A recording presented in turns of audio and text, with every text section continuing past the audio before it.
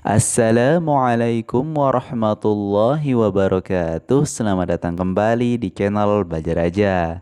Di video kali ini kita akan membahas materi PPKN kelas 11 bab 6 memperkukuh persatuan dan kesatuan bangsa dalam Negara Kesatuan Republik Indonesia dengan subbab yang ketiga, faktor pendorong dan penghambat persatuan dan kesatuan bangsa Indonesia. Sebelum kita mulai belajar, mari dukung channel ini dengan klik subscribe.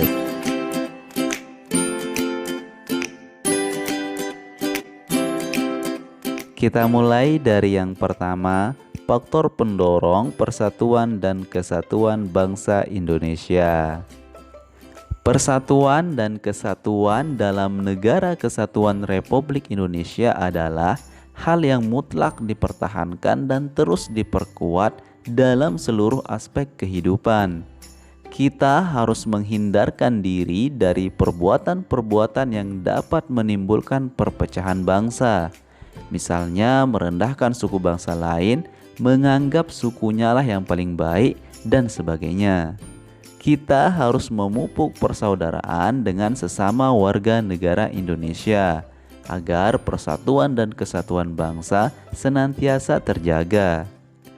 Nah, ada 3 faktor yang dapat memperkuat persatuan dan kesatuan dalam Negara Kesatuan Republik Indonesia, yaitu yang pertama, Sumpah Pemuda, yang kedua, Pancasila, dan yang ketiga, Semboyan Bhinneka Tunggal Ika. Ketiga faktor tersebut merupakan pemersatu seluruh bangsa Indonesia. Ketiga faktor tersebut dapat mempersatukan perbedaan dan keanekaragaman yang telah mewarnai kehidupan bangsa Indonesia. Perbedaan suku bangsa, agama, bahasa, dan sebagainya dapat dipersatukan dengan menjalankan nilai-nilai yang terdapat dalam ketiga faktor tersebut, sehingga pada akhirnya nilai-nilai tersebut akan memperkuat persatuan dan kesatuan Negara Kesatuan Republik Indonesia. Sumpah Pemuda merupakan sumpah yang menunjukkan kebulatan tekad seluruh pemuda Indonesia yang merupakan unsur utama perjuangan bangsa dalam melawan penjajah untuk mempersatukan seluruh rakyat Indonesia dalam perjuangan meraih kemerdekaan. Dalam isi rumusan Sumpah Pemuda tersebut terkandung nilai utama yaitu satu tanah air, satu bangsa, dan satu bahasa, yaitu Indonesia. Ikrar satu tanah air, satu bangsa, dan satu bahasa telah menjadi penyemangat bangsa Indonesia untuk bersatu. Pancasila dapat memperkukuh persatuan dan kesatuan dalam Negara Kesatuan Republik Indonesia. Hal itu dikarenakan nilai-nilai Pancasila bersifat universal atau menyeluruh. Artinya, nilai-nilai Pancasila tidak diciptakan hanya untuk satu suku bangsa saja. Nilai-nilai Pancasila juga tidak hanya diperuntukkan bagi penganut agama tertentu saja.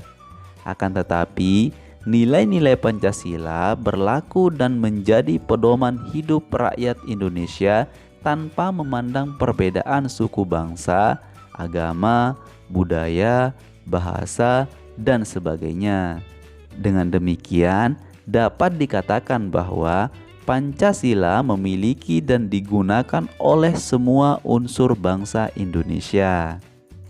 Bhinneka Tunggal Ika artinya walaupun berbeda-beda tetapi tetap satu jua. Inti dari semboyan Bhinneka Tunggal Ika adalah adanya persatuan dalam berbagai perbedaan.